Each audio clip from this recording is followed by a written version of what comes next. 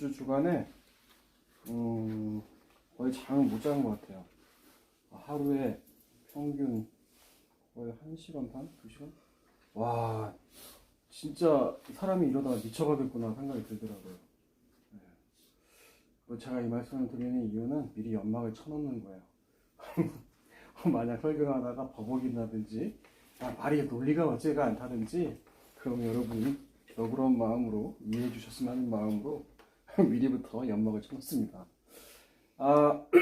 우리가 지금 마태복음을 계속해서 보고 있는데 마태복음 19장에서 23장까지는 주로 예수님의 행적, 예수님에게 어떤 일이 생겼고 또 어떤 일들이 있는지를 보여주는 게 19장에서 23장까지예요. 근데 우리가 계속해서 봤지만 주로 일어나는 것이 유대교 지도자들, 바리새인들, 또 사두개인들 이런 사람들하고 예수님이 논쟁하는 장면들이 참 많이 나오죠. 오늘 본문도 그 중에 한 장면입니다. 먼저 22장을 넘어가게 되면 맨 처음에 누가 나타나게 되죠? 그 혼인잔치의 비유가 끝나고 나서 이제 15절부터 바리새인들이 예수님과 논쟁을 하기 시작하죠. 그게 무슨 문제였죠? 가이사에게 세금을 바치는 것이 맞냐 틀리냐의 문제였어요. 바리새인들이 물어보려고 했던 사실 뭐라고 했어요? 예수를 말의 올무에 어떻게 하면 걸려 넘어지게 할까? 그 의도를 가지고 질문을 던진 거죠. 그러나 예수님은 어떻게 말씀하시죠? 가이사의 것은 가이사에게, 하나님의 것은 하나님에게. 그렇게 대답을 하세요. 여러분, 가이사의 것은 가이사에게, 하나님의 것은 하나님에게 라는 그 말에 그 예수님이 내포되는 의미가 여러분 뭔지 아세요? 우리는 그 과정에서 때 했잖아요. 그게 무슨 말이라고 했죠? 가이사의 것은 가이사에게, 하나님의 것은 하나님에게. 선구자죠. 네? 선구자죠. 네? 여기서 답을 아시는 분은 정확하게 해가지고 아빠한테 알려주시면 소정의 상품을 드리도록 하겠습니다. 그리고 나서 또 바리새인이 물러가고 나서 사두개인이 찾아오죠. 이제 사두개인들이 부활의 문제에 대해서 얘기하고 있는 거예요. 난처하게 하기 위해서 부활을 얘기를 하고 있는 거죠. 그런데 예수님의 답변은 뭐였죠? 네가 너희들이 생각하는 그런 부활은 아니다라는 거예요. 사두개인들은 육신적인 생각을 늘 갖고 있었기 때문에 육체적인 그 부활을 얘기하고 있다는 거예요. 그렇지 않다는 거예요. 예수님의 답변은. 너희들이 성경을 오해도 너무나 잘못 알고 있다는 거예요. 그렇게 바리새인과 사두개인들이 물러가고요. 이제 다시 오늘 본문 34절에 보면 이렇게 시작해요. 예수께서 사두개인들로 대답할 수 없게 하셨다함을 바리새인들이 듣고 모였다는 거예요. 여러분, 바리새인하고 사두개인이라는 것 여러분 좀 아세요? 배경적 지식으로? 물론 조금은 아실 거예요. 바리새인이 어떻게 생겨났죠? 바리새인들이? 네? 율법을 다 지켜야죠. 네, 역사적으로. 그리고 바벨론 네. 침략당했는데 이게 율법을 안 지켜서 다 해가지고 대략적으로 알고 있는 것 같긴 해요. 두서없이 말을 하지만 역사적으로 남유다가 망하죠. BC 586년에 바벨론에서 망하고 말아요. 그리고 70년 만에 다시 땅으로 돌아오게 됩니다. 그러면서 이들이 생각을 하기 시작한 거예요. 왜 우리가 망하게 됐는가? 그것을 성경에서 답을 찾은 거예요. 신명기에서. 그게 뭐예요? 우리가 하나님 말씀을 지키지 않았다는 거예요. 그래서 하나님 말씀으로 돌아가야 된다. 말씀을 지키고 살아야 된다. 라고 철저하게 운동을 벌인 사람들이 바리새 운동이에요. 바리새인. 이 바리새인이라는 뜻이 구별되다라는 거예요. 구별되다. 평신도 요즘에 뜨고 있는지 모르겠는데 평신도 운동 있잖아요. 그런 운동이었어요. 성경에 나오는 바리새인은 왠지 부정적으로 여러분 많이 생각하기 쉬운데 여러분 전혀 그런 이미지는 아니에요. 바리새인들이 솔직히 여러분보다 모르겠는데 저보다는 뛰어난 것 같아요. 저는 그런 열심도 없고 그런 것도 없거든요. 근데 그 바리새인들이 성경 율법에 보면 하지 말라는 것과 하라는 것을 구별을 해놔요. 그것이 총 몇 가지죠? 613가지를 철저하게 지킵니다. 하지 말라고 하는 게 365가지고요. 하라고 말한 것이 248가지예요. 그걸 철두철미하게 지킨 무리가 누구예요? 바리새인들이에요. 앞으로 바리새인들 나오면 무시하시면 안 돼요.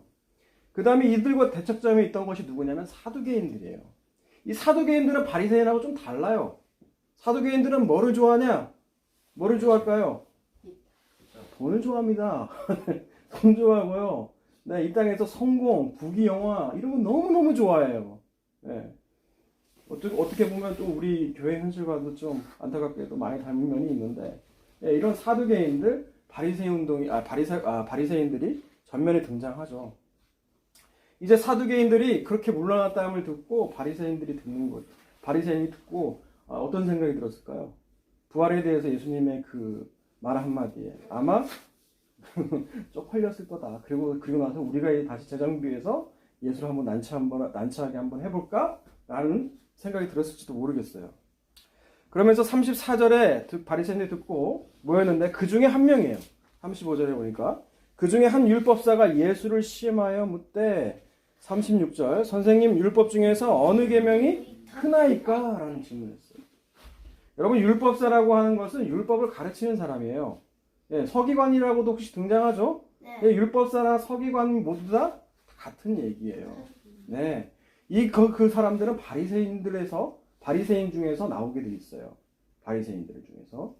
그래서 이 율법사가 예수를 시험하여 물으려고 하는 거예요. 예, 의도가 불순해요? 의도가 괜찮아요? 의도가 좀 불순하죠. 아마 속으로 그 생각했을 거예요. 저 오늘날로 말하면 저 듣도 보도 못한 잡놈 듣보잡이잖아요. 저 듣보잡이 어떻게 지금 좀 기적 좀 베풀고 성경을 좀 안다고 나타나는데 네가 성경을 좀 알아? 이 율법을 철저하게 잘 알고 왔다는 성경 박사인 서기관이 율법사가 질문하는 거예요. 너 성경 알아? 어디까지 읽어봤어? 이런 질문을 하는 거죠. 그게 뭐예요? 어느 율법 중에서 어느 계명이 크냐는 거예요. 어느 계명이 크냐는 거죠. 근데 사실 이 말에는 어폐가 있어요. 여러분 하나님 말씀에는요. 계명의 첫째, 둘째, 셋째 우선 순위가 없습니다.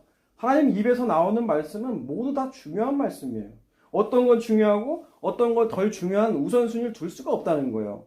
이 말 자체에는 이 서기관이 자기 의로 가득 차 있는 그런 사람이었다는 것을 또 우리가 알아볼 수가 있는 거예요. 그 질문에 대해서 예수님 뭐라고 대답하시죠? 37절 여러분 읽어볼까요? 37절, 38, 39절 내 마음을 다하고 목숨을 다하고 뜻을 다하여 주 너의 하나님을 사랑하라 하셨으니 이것이 크고 첫째 되는 계명이요 둘째도 그와 같으니 내 이웃을 내 자신과 같이 사랑하라 하셨으니 이 두 계명이 온 율법과 선지자의 강령이니라. 아멘. 네, 예수님이 뭐라고 하시죠? 가장 첫째 되는 계명이 하나님을 사랑하는 거예요. 어떻게 해서? 온 마음과 온 힘과 온 뜻을 다해서.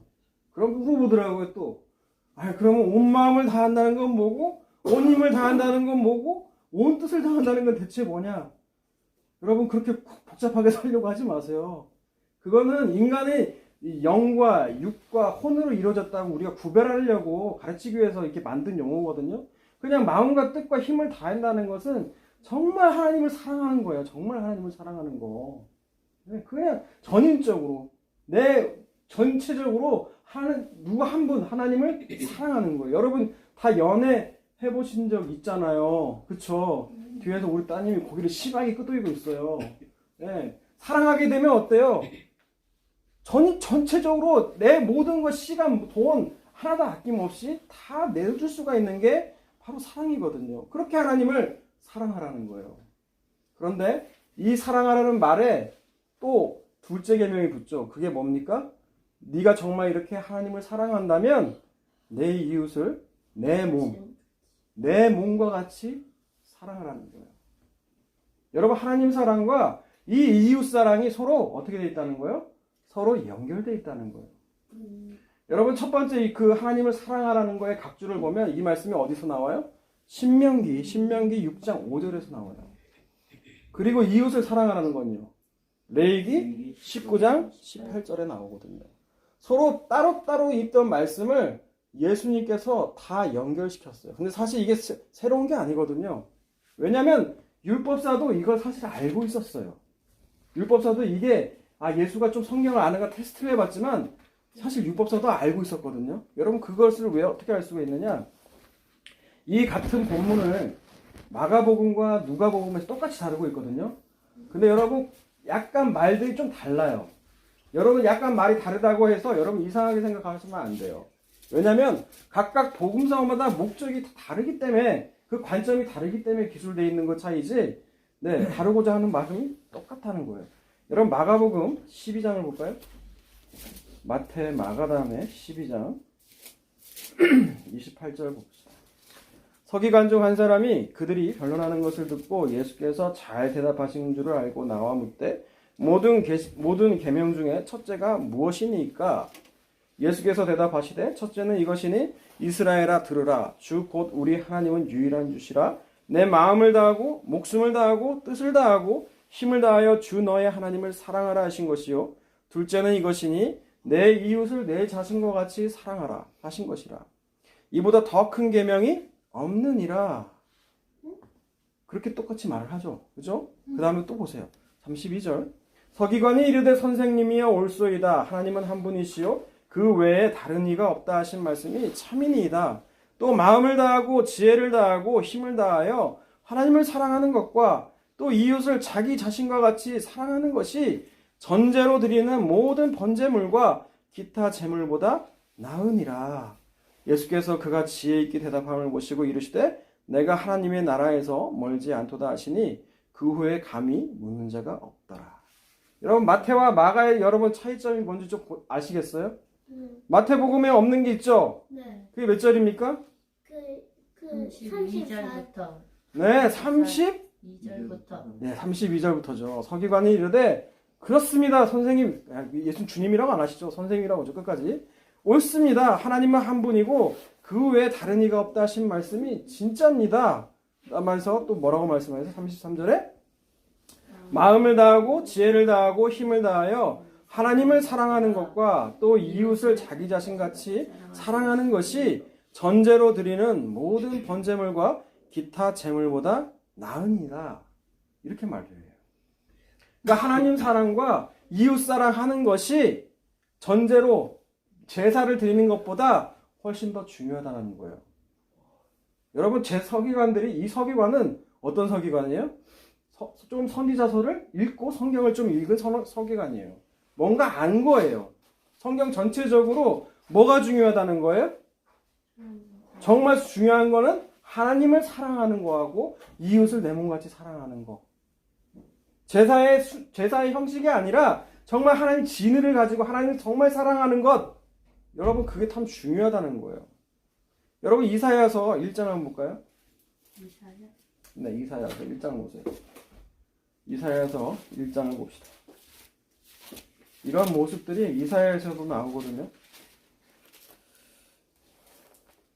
이사야 1장 11절에서 17절. 여러분 많이 읽었을 거예요. 여러분 읽어주세요. 시작. 여호와께서 말씀하시되 너희의 무수한 재물이 내게 무엇이 유익하요 나는 순양의 번제와 살찐 짐승의 기름에 배불렀고 나는 수송아지나 어린 양이나 순염소의 피를 기뻐하지 아니하노라. 너희가 내 앞에 보이러 오니 이것을 누가 너희에게 요구하였느냐. 내 마당만 밟을 뿐이니라. 헛된 재물을 다시 가져오지 말라. 분양은 내가 가증히 여기는 바요. 월삭과 안식일과 대회로 모이는 것도 그러하니 성회와 아울러 악을 행하는 것을 내가 견디지 못하겠노라. 내 마음이 너희의 월삭과 정한 절기를 싫어하나니 그것이 내게 무거운 짐이라. 내가 지게 곤비하였느니라. 너희가 손을 펼 때에 내가 내 눈을 너희에게서 가리고 너희가 많이 기도할지라도 내가 듣지 아니하리니 이는 너희의 손에 피가 가득함이라. 너희는 스스로 씻으며 스스로 깨끗하게 하여 내 목전에서 너희 악한 행실을 버리며 행악을 그치고 선행을 배우며 정의를 구하며 학대받는 자를 도와주며 부하를 위하여 신원하며 과부를 위하여 변호하라 하셨느니라. 네. 여기서도 여기 말씀에서도 보험이 나와 있죠. 그 말씀이 뭐예요? 헛된 재물 가져오지 말라는 거예요. 막 절기마다 안식일마다 지킨다고 막 갖고 오는데 진짜 예배를 드리라는 거예요. 진짜 예배가 뭐라는 거예요? 여기서 드리는 우리가 형식적으로 물론 이 예배도 참 중요합니다. 근데 지금 밖에 나가서 우리가 그냥 일상적인 삶에서의 예배를 얘기하고 있는 거예요. 그게 뭡니까? 악한 행실을 끊는 거예요. 학대받는 자들을 도와주는 거예요. 고아와 과부와 나그네를 돌보는 겁니다. 정말 우리가 하나님을 사랑하고 하나님 사랑이 뭔지를 안다면 이렇게 드러날 수밖에 없다는 거예요. 그렇지 않고 교회에 나와서 그런 삶은 없고 그저 그냥 왜 11조를 하고 왜 헌금을 해요? 이거 내가 드릴 테니까 하나님 내 기도 그냥 응답하다는 거예요. 그냥 나 잘 되게 해달라는 거예요. 근데 하나님은 그거를 못 견디겠다는 거예요. 가증스럽다는 거예요. 네가 진짜 목적이 따로 있으면서 나랑 거래하려고 하냐? 하나님 그러신다는 거예요. 하나님 그러는 분이 아니시라는 거예요. 역겹다는 겁니다. 여러분 이 모습이 또 있는데요. 예레미야 7장을 봅시다. 이사야를 넘기면 이제 예레미야가 나오는데 예레미야 7장을 봅시다. 7장. 예레미야 7장 8절부터 11절을 읽어주세요. 시작. 보라 너희가 무익한 거짓말을 의존하는도다. 너희가 도둑질하며 살인하며 간음하며 거짓 맹세하며 바알에게 분향하며 너희가 알지 못하는 다른 신들을 따르면서 내 이름으로 일컬음을 받는 이 집에 들어와서 내 앞에 서서 말하기를 우리가 구원을 얻었나이다 하느냐. 이는 모든 가증한 일을 행하려 함이로다. 내 이름으로 일컬음을 받는 이 집이 너희 눈에는 도둑의 소굴로 보이느냐. 보라 나 곧 내가 그것을 보았노라. 여호와의 말씀이니라. 아멘. 네. 뭐라고 나오죠? 예레미야는 뭐라고 말합니까? 너희가 무익한 거짓말을 하고 있다는 거예요. 그러니까 성전문에 나오는 자마다 여러분 평안할 것입니다. 여러분 잘 될 겁니다. 자꾸 이러는 거예요. 근데 지금 이스라엘 실상은 뭐 하고 있죠? 바알에게 분향하고 그게 교회는 나오면서 밖에서 다른 세상 사람들과 다를 것 없는 생활을 여전히 하고 있다는 거예요.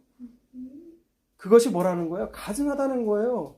네가 구원 얻었냐? 진짜 구원 맞아? 지금 하나님께서 지금 이 예레미야를 통해서 지금 그 말씀을 하고 계시다는 거예요.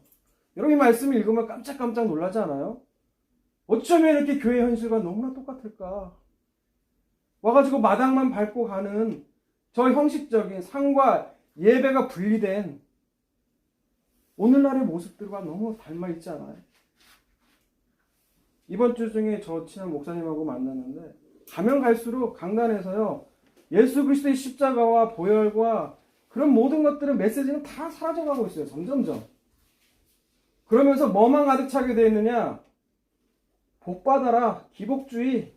예수 믿고 복받고 성공하자. 당신이 만약 정말 당신이 하나님 자녀라면 당신 기도를 들어주실 거고 당신 복받을 거고 세상이 잘 될 거예요. 세상에 이런 이란들이 어디 있어요? 화 있을진저. 그 주님 말씀이잖아요. 또 아니면 위로하고 치유하고 막 이런 메시지밖에 없어요. 어느 새인가 예수님은 빠져 있어요. 여러분 이게 교회 현실입니다. 그날과 다르지 않다는 거예요. 또 오늘 우리 본문과 똑같은 평행 본문인 누가복음을 한번 더 보겠습니다. 누가복음 10장을 넘어갑시다. 누가복음 10장. 누가복음 10장.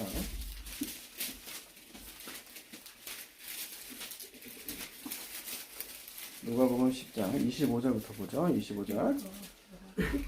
10장. 누가복음 10장 25절.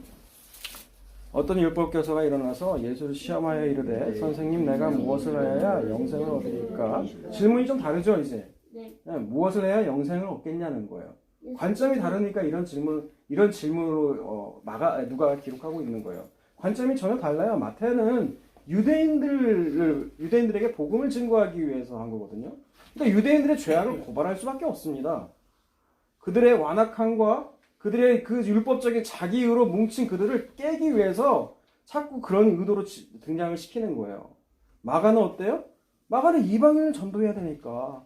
이방인들을 전도해야 되니까 누가도 마찬가지고요. 이런 관점이니까 질문들이 좀 다를 수밖에 없어요. 이게 뭐 진짜냐 거짓말이냐 그래서 성경이 뻥이다. 아니에요. 전혀 아닙니다. 전혀 다른 이 사실을 알려주는 것은 우리로 하여금 더 풍성하게 하려기 위해서 이렇게 관점을 달리해서 쓰고 있는 것 뿐이에요. 그거에 대해서 예수님이 뭐라고 하십니까? 예수께서 이르시되 율법에 무엇이라 기록되었으며 내가 어떻게 읽느냐. 이 부분도 좀 다르죠. 그죠? 이 부분도 좀 달라요. 앞서 본 마태나 마가는 어떻게 해요? 서기관이 질문을 하고 예수님께서 답변하신 방식을 취했다면 누가는 어떻게 하죠? 예수께서 이르시되 율법에 무엇이라 기록되어 있으며 내가 어떻게 있느냐 서기관에게 되로 질문을 하십니다. 그러니까 서기관이 뭐라고 대답하죠? 내 마음을 다하여 목숨을 다해서 힘을 다해서 뜻을 다해서 하나님을 사랑하고 이와 같이 이웃을 내 몸과 같이 내 자신과 같이 사랑하라 했다는 거예요. 28절에 보면 내 대답이 옳다. 그래 이대로 네가 행하라. 그러면 살겠다라는 거죠. 그러면 여러분 정말 이렇게 살 수 있는 사람이 있을까요? 정말 이렇게 하나님을 정말 온 마음과 부담돼서 진짜 온 마음과 그냥 사랑하는 게 아니에요. 온 마음과 힘과 뜻과 그렇게 사랑을 하는 거예요.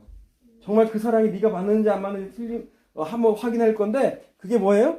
저기 있는 이웃을 내 몸과 같이 사랑하는 거예요. 내 몸과 같이. 여러분 내 몸뚱아리 사랑하는 건 쉬워요? 어려워요? 쉽습니다. 쉬워요. 제가 이번 주 중에 겁나 잠을 못 자게 되니까 온갖 짜증과 히스테리를 다 내더라고요. 내 몸 힘드니까. 그쵸? 다 증거 됐잖아요. 뭐 저만 그렇습니까? 여기 계신 분들은 안 그래요? 내 몸 사랑하는 건요, 누가 뭐 시키지 않아도 사랑해요. 근데 그 내 몸처럼 이웃을 사랑하라는 거예요. 이웃을.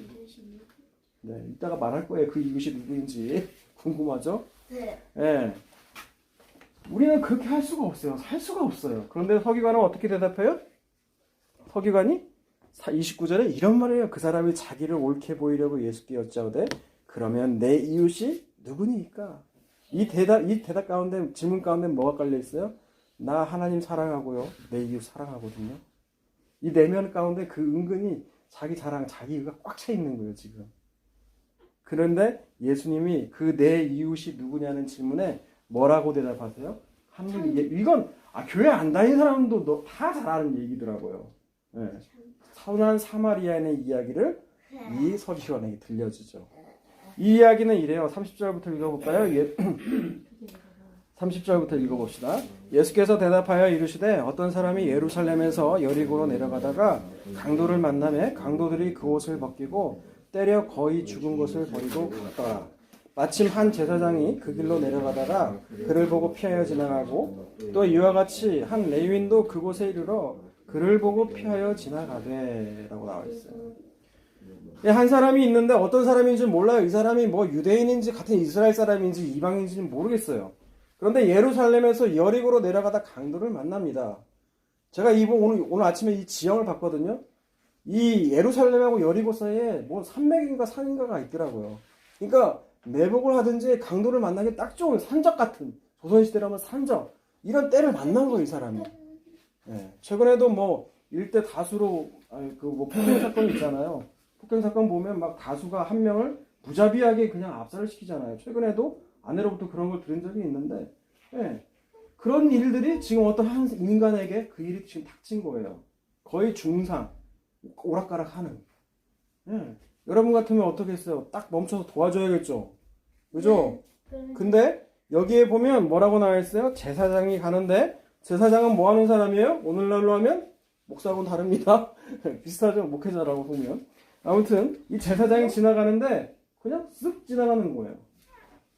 그래? 근데 또 지나가던 레위인이나 제사장이나 같은 거예요. 비슷한 거예요. 레위지파에서 제사장이 나오니까. 레위인도 어때요?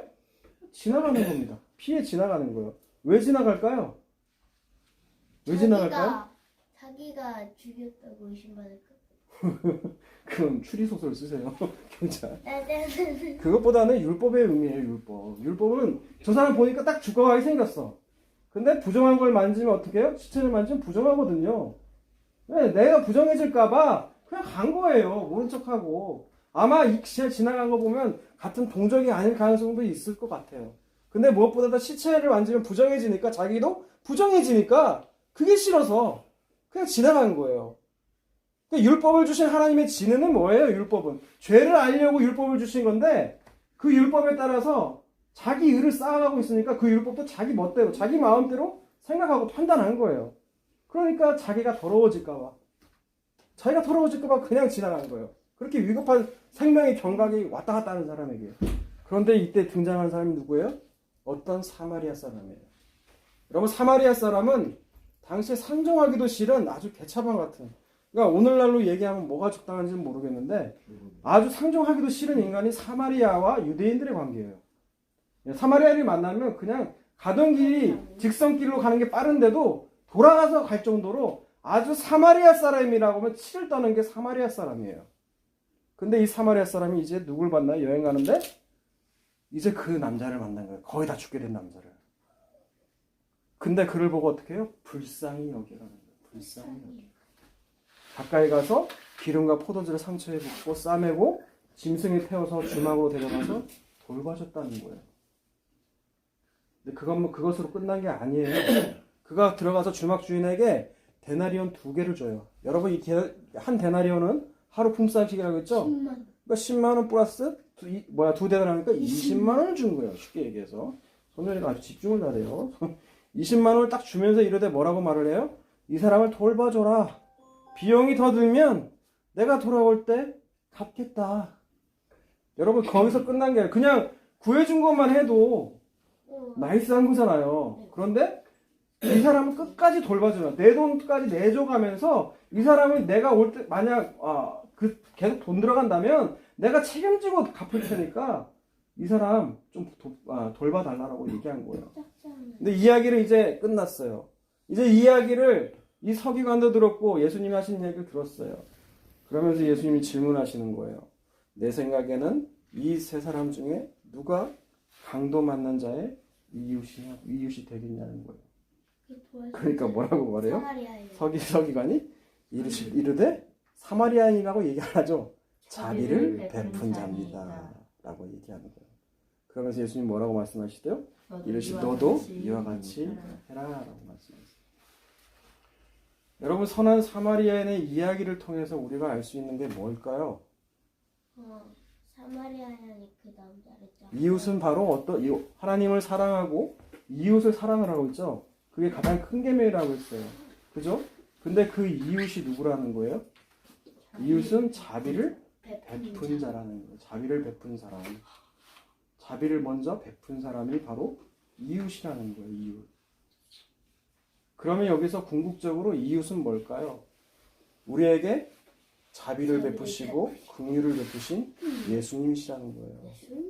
그래서 예수님을 사랑하는 것이 곧 이웃을 사랑하는 것과 같다는 말씀입니다. 그래서 여러분 하나님을 사랑하고 이웃을 정말 사랑한다면 정말 주님을 사랑한다면 여러분 내 그 몸된 교회를 같이 섬기고 있는 내 주변에 있는 같은 다른 형제 자매들을 내 몸과 같이 사랑할 수밖에 없어요. 여러분 왜? 다 모두 다 예수 그리스도에 인해서 우리가 한 몸이 됐잖아요. 우리가 한 몸이 됐으니까 내 주변에 있는 그 형제가 어렵다고 그러면 여러분 그 마음 가운데 동계산하고 시립 따지고 그러면 여러분 아직 주님의 은혜가 뭔지를 모르는 거예요. 주님의 은혜가 뭔지를 모르는 거예요. 제가 이 이야기 간증 잘 안 하는데요. 사실 아시는 분은 다 아시는 얘기인데 우리 교회 처음 개척했을 때 처음 나온 개척한다고 했을 때 같이 하겠다고 한 형제가 있었어요. 그 형제에 대한 자세한 얘기는 안 하겠는데 아무튼 그 형제가 급하게 돈이 필요하게 됐어요. 자그마치 저희한테 큰 돈이었거든요. 근데 큰 돈을 빌려야 되는 상황인데 사실 다른 데다 원래는 빌리기로 했었는데 그게 안 되고 점점 변제일이 다가오니까 급해지니까 저한테도 도움을 요구하더라고요. 그런데 제가 사실 거기 앞에서 좀 어떻게 해야 되지 하다가 모르겠어요. 이게 하나님의 음성인지 여러분 저는 하나님 음성 들었다는 말 하기도 조심스러운데 정말 저게 네 동생이라면 네가 그렇게 우물증을 네가 계산을 앞서겠냐? 하나님 저한테 그러시는 것 같더라고요. 근데 다른 사람은 그래요. 왜 사람을 믿지 말라고 분명히 성경은 기록하지 않았냐고. 왜 사람을 믿냐고. 저 사람 믿은 건 아니거든요 사실. 근데 하나님이 정말 네 형제라면 네 동생이라면 너 그 돈 아까워하고 있겠어? 그 말 앞에 저는 아무 말도 못 하겠더라고요. 그래서 그냥 그 돈 줘버렸어요. 그리고 그 돈 지금까지도 못 받고 있어요. 네. 여러분 하나님을 사랑하고 하나님이 정말 사랑한다면 그 이웃을 내 몸과 같이 사랑한다는 건 정말 내 자신과 같이 여기면 사랑하는 겁니다. 네. 그것이 여러분 교회예요. 교회. 그런 공동체를 보여줘야 되는 것이 교회의 모습입니다. 그 안에서 치고받고 싸우고 내가 먼저니 네가 먼저니 이렇게 싸우고 받는 것이 교회가 아니고요. 서로 섬기는 나라. 내 자기 중심성을 버리고 당신이 먼저죠. 당신이 먼저죠. 여러분 천국이 그런 곳일 거 아니에요. 그런 모형을 보여줄 수 있는 곳이 바로 주님이 몸으로 피를 주고 사신 교회입니다. 하나님 우리 교회가 하나님 그런 교회 되게 해주세요. 서로 아끼며 사랑하며 요한서신서에 보면 그 말 제일 많이 나오잖아요. 서로 사랑하라고. 서로 사랑하라고. 왜 요한이 결국 궁극적으로 그 말밖에 할 수밖에 없을까요? 어떤 유명한 책을 보니까 사랑만이 남는다라는 구절이 있더라고요. 사랑만이 남는다. 그리스도인들은요, 하나님을 정말 사랑한다면 그 이웃을 사랑하는 모습으로 나올 수밖에 없다는 거예요. 그 이웃이 대신 예수님을 사랑하고 내 형제와 자매를 내 몸같이 사랑하는 그 은혜가 저와 교회 가운데 있게 되기를 주님의 이름으로 축복합니다.